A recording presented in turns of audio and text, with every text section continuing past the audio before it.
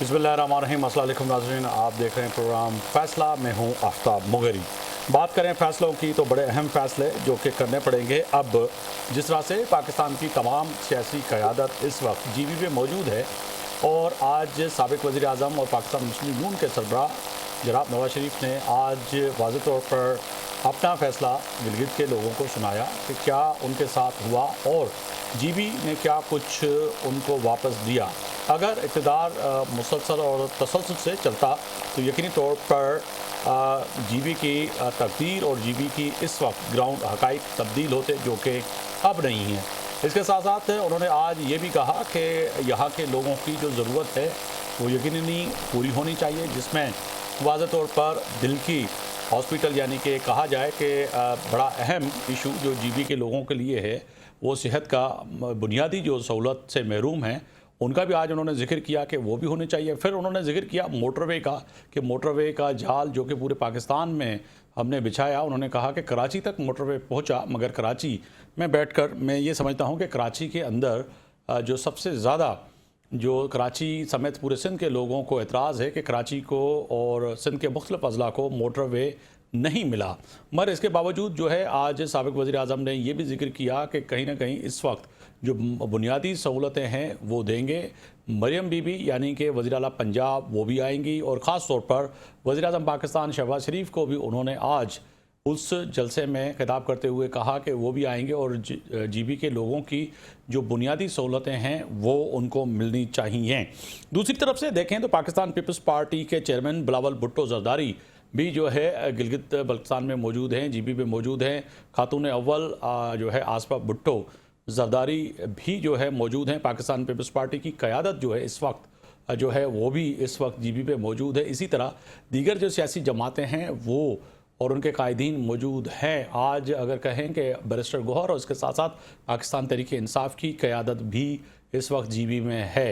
तो इलेक्शन क्या ये नताइज आएंगे, क्या फ़ैसला होगा। और उसके बाद अगर बात करें तो 5 तारीख को जो कि वफाकी बजट को जो है पेश होना था उसको वक्ती तौर पर मौखर करके और 10 तारीख तक इसीलिए लिया गया है कि ऐसा ना हो कि ये इलेक्शन पे असरअंदाज हो, क्योंकि मुखालिफिन और मुख्तलिफ ज़राए से आज जो भी खबरें चली उसमें वाज़ेह तौर पर ये बताया गया कि कहीं ना कहीं इस वक्त जो सूरत हाल है कि अगर वफाकी बजट आ जाती है तो उसमें यकीनी तौर पर कश्मीर और जीबी समेत पूरे पाकिस्तान के लिए जो फ़ैसले इस वक्त वज़ीर ख़जाना ने या PMLN की वफाकी हुकूमत ने किए हैं वो असरअंदाज तो नहीं होंगे।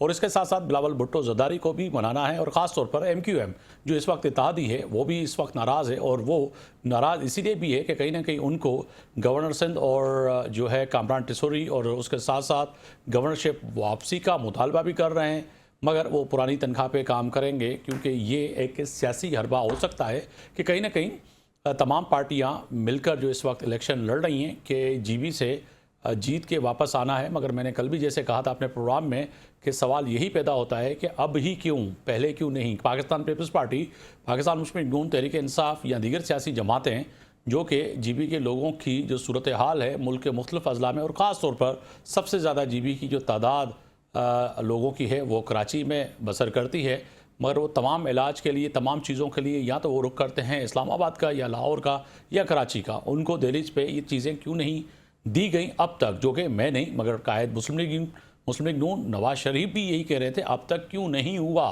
ये सवाल उन्होंने भी उठाया। इसी पे बात करेंगे। मेरे मोअज़्ज़ज़ मेहमान उज़्मा कारदार साहिबा हैं, रहनुमा पाकिस्तान मुस्लिम लीग नून। आपका बहुत शुक्रिया, आपने वक्त निकाला मेरे प्रोग्राम के लिए। एहतशाम अली खान साहब हैं, रहनुमा हैं पाकिस्तान तहरीक इंसाफ से ताल्लुक़ है आपका, आपका बहुत शुक्रिया। इरफान शाह साहब हैं, सहाफ़ी हैं गिलगित से, वो भी हमें ज्वाइन कर रहे हैं। तीनों मेहमानों को खुशामदीद कहते हुए उज़्मा कारदार साहिबा आपकी जाने पाऊँगा, फरमाइएगा कि आज कायद मुस्लिम लीग नून मियां मोहम्मद नवाज शरीफ साबिक़ वज़ीर आज़म साहब ने जो बातें की हैं, आप समझती हैं वाकई वो ज़मीनी हक़ाइक़ हैं कि वो कह रहे थे कि अब तक क्यों नहीं हुआ, जो कि अब तक ना होने की बात तो गिलगित और के लोग खुद कह रहे हैं कि हमें वो चीज़ें अब तक नहीं मिली। सिर्फ म्यूज़िकल चेयर समझकर तमाम सियासी जमातें आती हैं और अपना बंदा इलेक्ट करके या करवा के और फिर वफाक यानी कि इस्लामाबाद वापस जाके हमें भूल जाता है।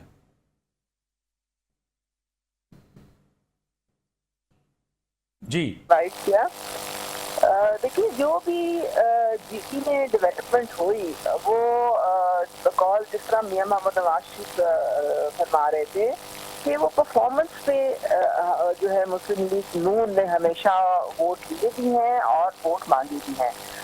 2015 से लेकर 2020 तक जब हुकूमत थी मुस्लिम लीग नून की, तो उस वक्त एक सड़कों का जाल बिछा दिया गया था पूरे जीबी में, और हाइड्रो पावर के जो प्लांट्स थे वो लगे थे और डेवलपमेंट के बहुत सारे काम हुए थे।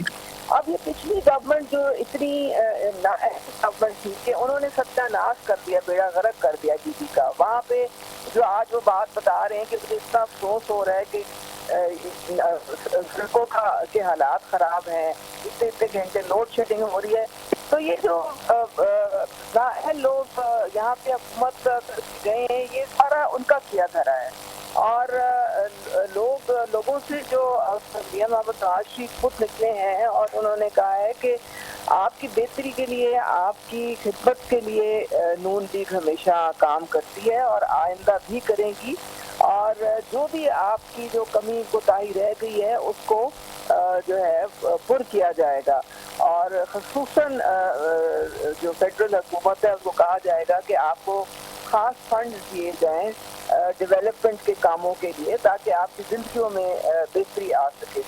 तो ये वो सारी बातें हैं जो कि वो दिल से कह रहे थे, क्योंकि उन्होंने हमेशा लोगों की भलाई चाहिए है और हमेशा उन्होंने काम किए हैं लोगों के लिए, चाहे वो सेहत के लिए सहूलियात हों, चाहे वो एजुकेशन के लिए हो, चाहे वो किसी और सड़कें हों, मोटरवेज हों, आपके सामने है सारा कुछ।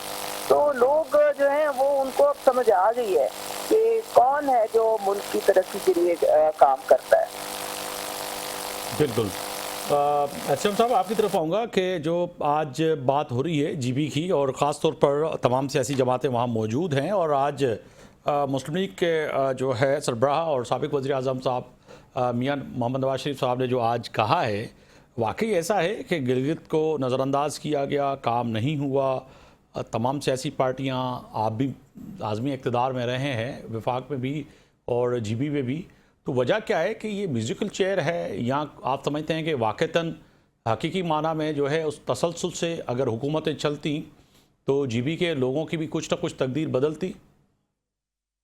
बिस्मिल्लाहिर्रहमानिर्रहीम। सबसे पहले तो मैं आपका शुक्रिया अदा करता हूँ। जिस तरह आपने जीबी की बात की कि जीबी में इलेक्शन हो रहा है, और अभी तो हमारा जो बजट था तो वो भी मेरे ख्याल में इलेक्शन के बाद ये लोग पेश कर रहे हैं। एक तो आपकी बात अगर तसलसल से इस मुल्क में जमहूरियत जो है ना वो परवान चलती, तो आज जीबी का सारे भी जितने भी हमारे प्रोविंसेस है उनका ये हाल ना होता। मतलब है कि पाकिस्तान एक पॉलिटिकली स्टेबल होता, लेकिन इनकी इनस्टेबिलिटी की मेन वजह ये है कि टाइम एंड अगेन इसमें इंटरफेरेंस हुई। जो आपने देखी, जिस तरह आपने फरमाया कि हमारी गवर्नमेंट थी जीबी में, बिल्कुल हमारी गवर्नमेंट थी, फिर आप लोगों ने देखा कि वो गवर्नमेंट किस तरीके से गिराई गई और किस तरीके से ये जो रिजीम चेंज इधर हुआ वो भी आप लोगों के सामने है। इस मुल्क में जमहूरियत आप हिस्ट्री उठा के देखे कि कब से, मतलब है कि जो ये नवाज शरीफ साहब आज गए हुए थे और उन्होंने जो बातें की, आप कह रहे हैं कि दिल की बातें की, अल्लाह करे कि ये इनकी दिल की बातें हो, और अल्लाह करे कि ये जो चीजें जो स्टेप्स लेने की बातें करते हैं कि वो कर ले। लेकिन मुझे तो ऐसा इसलिए नजर नहीं आ रहा है कि जब तक आपके मुल्क के अंदर स्टेबिलिटी ना हो, पॉलिटिकल स्टेबिलिटी ना हो, तो तब तक इस मुल्क में इकोनॉमिक स्टेबिलिटी आ ही नहीं सकती।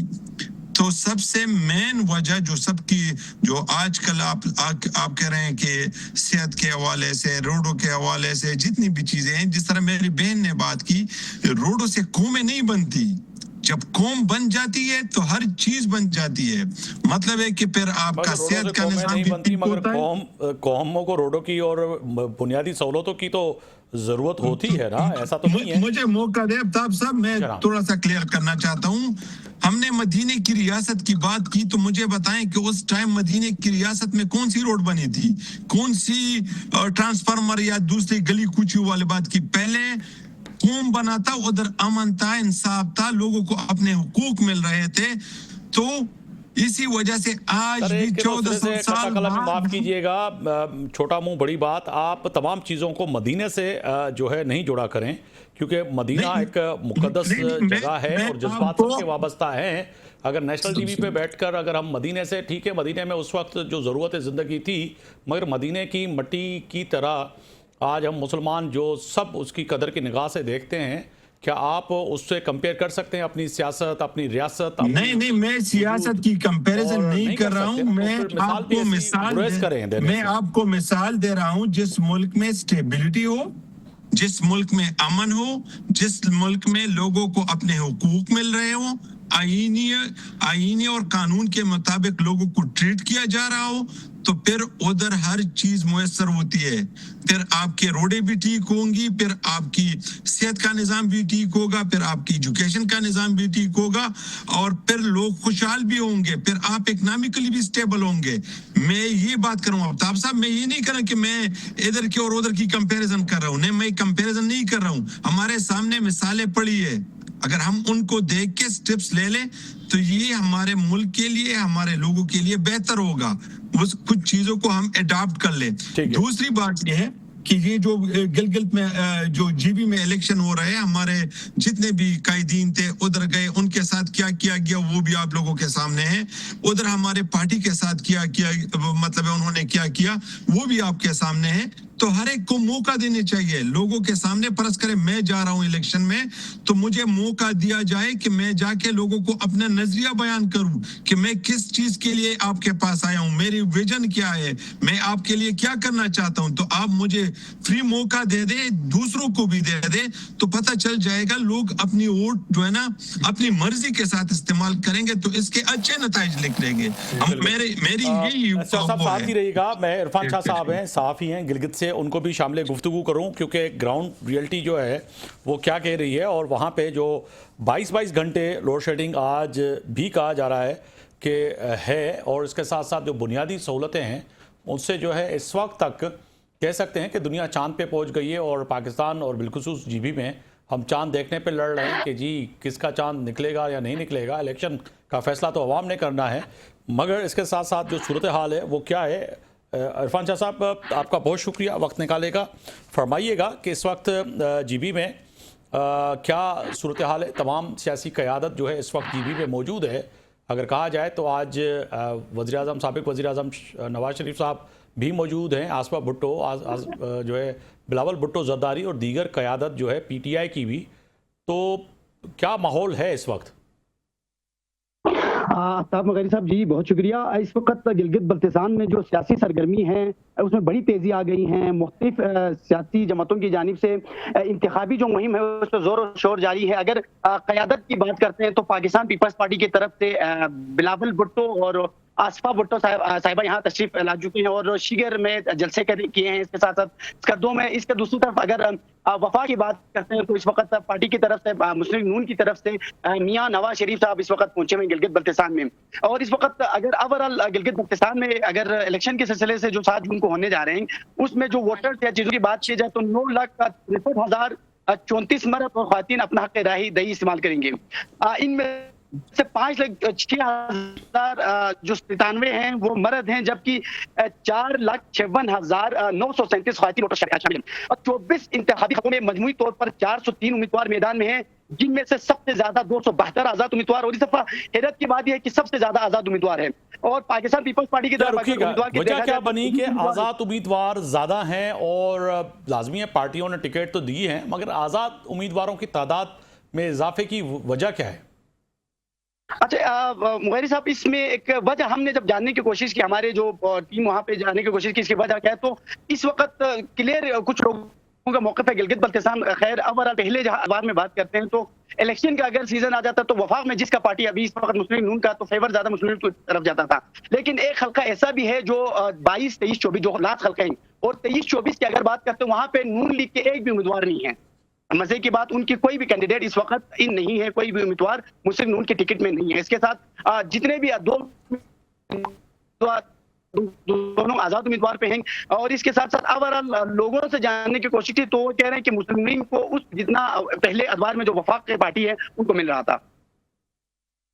जी जी साथ ही रहिएगा। मैं उज़मा कारज़ा साहिबा आपकी तरफ आऊँगा, फरमाइएगा कि इस वक्त जो सूरत हाल है वो यकीनी तौर पर फैसला तो अवाम ने करना है 7 तारीख को, मगर ये क्या वजह बनी कि जो है 5 तारीख को बजट को मौखर करके 10 तारीख तक लेके जाना। 7 तारीख को इलेक्शन थी, वज़ीर ख़जाना ने तो आके सिर्फ बजट पेश करना था, स्पीच करनी थी, उसके बाद तो ये इजलास तवील अरसे तक चलता रहता, बहस होती रहती, मगर उसकी वजह ये बनी कि आप लोग चाह रहे हैं कि शायद जीबी की इलेक्शन पे असरात ना पड़ें इस बजट के, क्योंकि जो कि बजट आनी है उस पर बहुत से ज़रा ये भी खबर दे रहे हैं कि वो बजट अवाम दोस्त बजट नहीं होगी, तो उस वजह से आप ताख़ीर कर रहे हैं इस बजट को लाने में कि शायद इससे फ़ायदा पाकिस्तान तहरीक इंसाफ या पीपल्स पार्टी या मुखालिफिन को ना हो जाए। उज़मा साहिबा मेरे ख्याल में ऐसी कोई बात नहीं है। हम लोग जो है वो तैयारी कर रहे हैं। अभी हमारी कोशिश है कि जो जीबी की इलेक्शन हो जाए, और ये बहुत डिस्टर्बेंस आ रही है। जी जी बोलिए, आपकी आवाज़ आ रही है। अच्छा, कि बहुत जो ये क्लैश ना हो इलेक्शंस का और उसका जो है आप हमारे बजट का, तो हम बहुत कंफर्टेबल हैं। आपको पता है कि हर तरीके से जो सेंटर की हुकूमत है वो पूरी तरीके से पूरे एतमाद है। पंजाब का भी बजट तकरीबन हमारा बन गया है, तो आप उससे बिल्कुल आप फिक्र ना करें। हम चाहते हैं कि एक तरफ से ये मामला क्लियर हो जाए ताकि दो चीजें जो है उनका आपस में क्लैश नहीं होना चाहिए। इस वक्त कौन सी दो चीजें उज़मा कारज़ा साहिबा, कौन सी? जब तैयार हैं, वज़ीर ख़जाना मौजूद हैं, अरकान असेंबली मौजूद हैं, PTI, people's party, MQM, GUFA, PMLN, तो फिर पेश करने में कबाहती क्या थी, क्या वजह थी? जब तैयार है तो वज़ीर ख़जाना साहब आ जाते, पेश कर लेते। नहीं, वो फिर आपको पता है कि वो अटेंशन डाइवर्ट हो जाती है ना। फिर मैं यही कह रहा था जो आप कह रही हैं, चलें अच्छी बात है, आप कह रहे कि इलेक्शन डाइवर्ट हो जाएगा क्योंकि इलेक्शन पे असर पड़ेगा, वोट कट जाएगा, जो कि फार्मूला। नहीं, ऐसी देखें ऐसी कोई बात नहीं है। वहाँ पे हम बहुत कॉन्फिडेंट हैं, हमारी हुकूमत इंशाल्लाह ताला वहाँ बनेगी। PMLN की बहुत ग्राउंड पे सपोर्ट है, और आप देखेंगे कि किस तरह से लोगों ने पुरजोश तरीके से मियां मोहम्मद नवाज शरीफ का वहाँ पे इस्तकबाल किया है। तो इस पे आप बिल्कुल कोई फिक्र ना करें।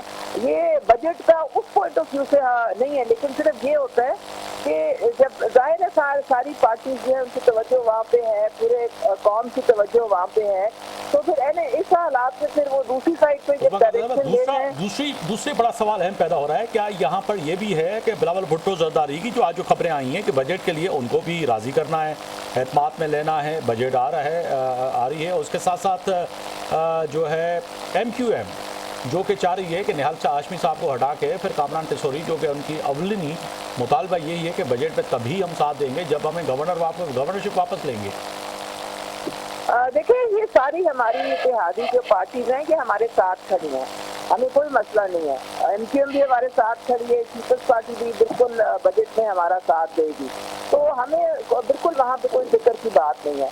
सिर्फ ये है कि थोड़ा सा ये सारे मसरूफ है इधर, तो एक दफ़ा ये 2-3 दिन की तो बात रह गई है अभी, और इतनी ज़्यादा तो बात नहीं है। वैसे भी बजट हमारा जो था वो 4 या 5 को था, उसकी जगह 1-2 दिन आगे पीछे हो जाएगा तो कोई क़यामत तो नहीं आ जाएगी ना। मतलब है कि उसके बाद हम वक्त से ये बजट ले आएंगे, क्योंकि फिर बाकी सूबों का भी बजट आना है।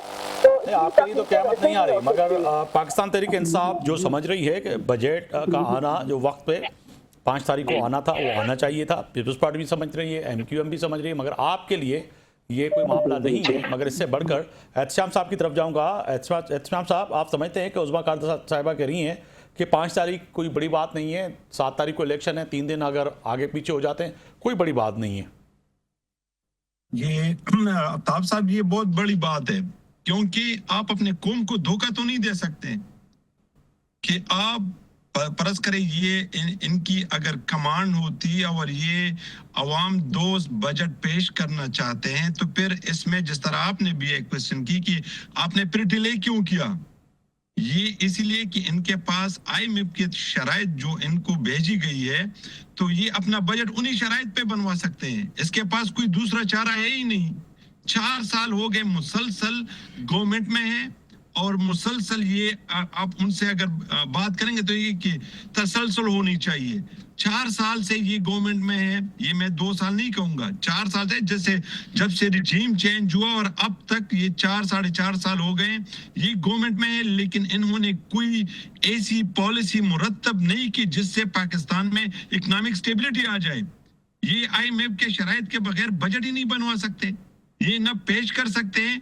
इनको पता है अगर हम ये बजट अर्चना साहब, वो जो उज़्मा खान साहिबा का जो नुक्ता नज़र है वो यही है कि जी पंजाब की भी बजट जो है इस वक्त तैयार हो चुकी है और इसी तरह विफाक की भी, मगर से जो 7 तारीख को इलेक्शन है तमाम लोग फरीकैन वहाँ पे मसरूफ़ हैं।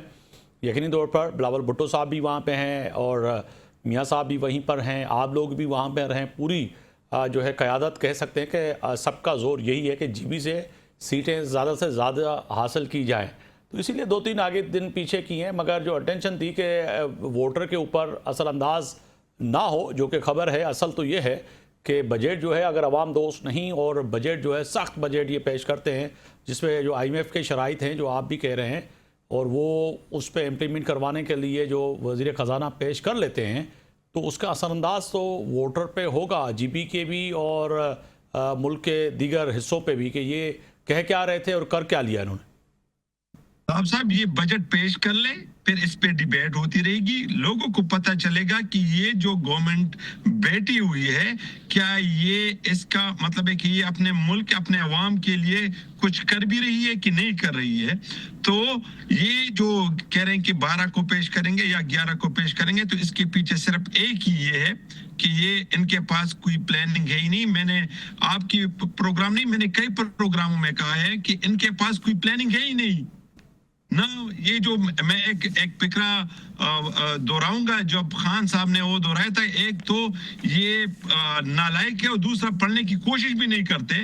अगर ये कोशिश कर लेते तो 4.5 साल ये बहुत काफी अरसा होता है, ये कम से कम इस मुल्क में इकोनॉमिक स्टेबिलिटी तो ला सकते थे ना। पॉलिटिकल स्टेबिलिटी भी यही सूरत हाल है कि हम जो डिमांड कर रहे हैं हमारे जो मतलब अगर मैं आता हूं GB से कितना पर उम्मीद है पाकिस्तान तहरीक इंसाफ एहतशाम साहब के आप सीटें निकाल सकेंगे? आफ्ताब साहब आप और मैं जितनी भी हैं हमारे मीडिया के जितने भी दोस्त हैं इकट्ठे जाते हैं उधर सर्वे कर लेते हैं कि लोग किसको वोट डालना चाहते हैं, तो पता चल जाएगा। हम GB से कंप्लीटली इंशाअल्लाह ताला पाकिस्तान तहरीक इंसाफ उधर क्लीन स्वीप करेगा। अच्छा, ये इसमें कोई शक नहीं है। आप जाके लोगों से पूछ ले, सर्वे कर ले, लोग आपको बता देंगे कि हमने वोट किसको देना है। सर मैं उज़्मा खारदार साहब से पूछ रहा हूँ क्योंकि आप तो क्लीन स्वीप का दावा कर रहे हैं, उज़्मा खारदार साहब वो तो क्लीन स्वीप का दावा कर रहे हैं। एहतशाम अली खान साहब रहनुमा पाकिस्तान तहरीक इंसाफ वो कह रहे हैं कि आज़ादाना अगर तजिया किया जाए, ग्राउंड पे जाया जाए तो आपको पता लग जाएगा कि इस वक्त पाकिस्तान तहरीक इंसाफ जो है वहाँ से क्लीन स्वीप करती हुई नज़र आ रही है, उनको नज़र आ रही है। तो आप का दावा तो फिर अधूरा है पाकिस्तान पीपल्स पार्टी का भी। देखिए जी, अब हजारों ख्वाहिशें ऐसी कि हर ख्वाहिश पे दम निकले। अब ये सोशल मीडिया की पार्टी है तो सोशल मीडिया के बयानात देते हैं, रोना पिटना इनका खत्म नहीं होता है। भैया आपने इलेक्शन लड़नी है तो आप मैदान में जाके तो मुकाबला करें ना। इन्होंने कभी इलेक्शन कमीशन पे इल्जामात की बारिश करनी है, कभी इन्हें इदारों को घसीटना है और कभी इन्होंने हुकूमत पे कीचड़ उछालना है, तो इनका कोई सर पैर तो है नहीं। हकीकत तो यह है कि इनकी तंजीम तो खत्म हो गई है, तो इनका वजूद ही कुछ नहीं है ग्राउंड पे। तो आप ये जो मर्जी करते रहे, अब इन्होंने अपने पाँव पे खुद कुल्हाड़ियां मारी हुई हैं। तो अगर ये इंट्रा पार्टी इलेक्शन करा लेते, अगर ये अपनी हुकूमतें चलने देते, तो आज इनको इस तरह की मुसीबतें ना झेलनी पड़ती। तो अब हम क्या कर सकते हैं? ये तो आप बैल मुझे मार खुद ही सारा दिन करते रहते हैं। बिल्कुल। तो चलें इरफान शाह साहब की तरफ जाऊंगा, गिलगित चलेंगे। जीबी इरफान साहब, ये बताइएगा कि दोनों पार्टियां और दोनों मेरे मोहतरम मेहमान अपना अपना यकीनन ही वो दावा कर रहे हैं और कह रहे हैं, मगर ग्राउंड पे बहसीत सहाफ़ी अगर आज़ादाना तज़िया देखा जाए तो वो आप क्या देख रहे हैं कि आज नवाज शरीफ साहब भी मौजूद थे, बिलावल साहब भी मौजूद हैं, बैरिस्टर गौहर साहब भी मौजूद हैं वहाँ पर, PTI भी मौजूद है, तो आप ग्राउंड पे क्या देख रहे हैं कि किसका पलड़ा भारी है? यकीनन फैसला तो हतमी वोट जब होगा और निकलेगा तभी पता लगेगा, मगर इससे पहले अगर ग्राउंड पे एज एनालिस्ट अगर आप देखें तो क्या नज़र आ रहा है? अगर सियासी दावों से हट के बात करें तो हज़ब दस्तूर पिछले अखबार में भी मैं बारहा कह रहा हूँ कि पिछले अखबार में जितने भी यहाँ पे वफा की तरफ से या शेरों की तरफ से आते हैं वो बुलंद बंग दावे करते हैं, यादा पे जलसे सजाते हैं, इसी तरह मुख्तलिफ डिस्ट्रिक्ट में जलसे करते हैं, बुलंद बंग दावे करके जाते हैं। लेकिन यहाँ पे मसाइल की अगर बात की जाए, आपने पहले भी पॉइंट पिन किया था कि बिजली के मसाइल को लेके, और इस वक्त सबसे ज्यादा, हालांकि पानी की पैदावार बहुत ज्यादा है गिलगित बल्तिस्तान में वफर मकदार में, इसके अलावा बिजली 22 से 24 घंटे इस वक्त कुछ इलाकों में 24 घंटे बिजली की तसल्सल का मसला है। उसके साथ साथ अब जो दावे कर रहे हैं उसके बरअक्स यहाँ पे आवाम और नौजवानों में भी काफी बेचैनी है। इस वक्त सियासत का जो महवर है वो बड़ा पिछले अखबार से बड़ा तब्दील नजर आ रहे हैं। नौजवान क़यादत में बड़ी, खुसूसन अगर पाकिस्तान तहरीक इंसाफ को देखा जाए तो नौजवान क़यादत को काफी हद तक इस वक्त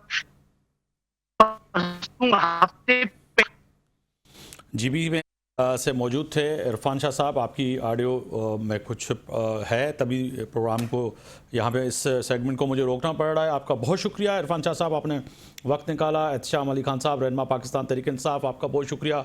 उस्मा खारदार साहिबा, रहनुमा पाकिस्तान मुस्लिम लीग नून और रुकन पंजाब असम्बली, हमारे साथ थी, आपका बहुत शुक्रिया। ब्रेक पे जा रहे हैं, ब्रेक के बाद जब वापस आएंगे तो मार्का हक के बाद जिस तरह से हिंदुस्तान की नींदें उड़ी हुई हैं, और ख़ास तौर पर इस वक्त जो है वहाँ के आर्मी चीफ को जो है नींदें आराम हुई हुई हैं। ऑपरेशन सिंदूर 2 का जो इस वक्त वो राग गाते हुए नज़र आ रहे हैं और बातें करते हुए नज़र आ रहे हैं कि ऑपरेशन सिंदूर 2 जो है, अमूमन हम कहते हैं कि उनकी फ़िल्में पार्ट 1 पार्ट 2 आती हैं, तो वही जो है सिलसिला और तसलसल जारी है, और ऑपरेशन सिंदूर 2 हो, 3 हो, 4 हो, मगर अफवाज पाकिस्तान और पाकिस्तान के तमाम लोग उससे लड़ने के लिए तैयार हैं। ब्रेक पे जाएंगे, वापस आएंगे तो ब्रिगेडियर रिटायर गज़फ अली साहब होंगे, दिफाई तज्ज़िया निगार, उनके सामने सवाल रखेंगे कि क्या ऑपरेशन सिंदूर 2 के लिए कौम तैयार है या नहीं।